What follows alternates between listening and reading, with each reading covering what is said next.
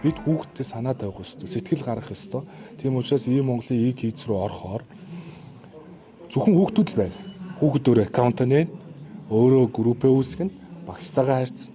Дээрээс нь бүх сангийн бүх сурах хүчүүд орцсон. Ээж аавдаа сургуультай явлаа, гэртээ ирлээ гэдэг байршлаа илгээн. Хүүхдүүд хоорондоо чатлана. Ингээд орохыгоо өмнө регистрийн дугаараа хийгээд оронгой QR гараад ирнэ. Аав ээж нь уншуулна. Аав ээж хоёр хүүхдтэйгээ холбогдно гэсэн. Ингээд эцэг их хяналтанд дор 18 хүртэлх насны хүүхдүүд монгол хэл дээрх сошиал одоо платформ буюу яг л ийм монгол тийм фейсбુક дээр ажиллах болцоо бүрдүүлж энд бол томчууд байхгүй. Тэнд танхаа балмад бичлэг байхгүй.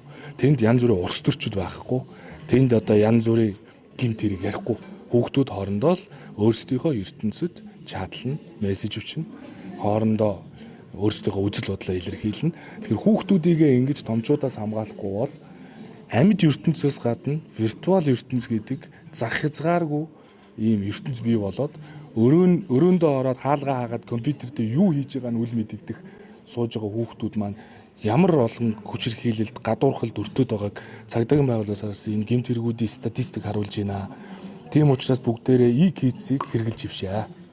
Тэгээ та нар маань бүгдээрээ хүүхдүүдтэй очоод регистрийн дугаарыг хийгээд QR-ыг уншуулад хүүхэд чинь бүгдээрээ өөрийн одоо Монгол дээрх e-kids сошиал ийм аккаунттай болно. Ингэж одоо хүүхдүүдэд хамгаалахад нэгдээ. Тэгээд энэ бол хүүхдийн баяраар тохиолдуулаад эцэг эхчүүдтэй барьж байгаа одоо манай монголчуудын бэлэг юм аа гэдгийг хэлье.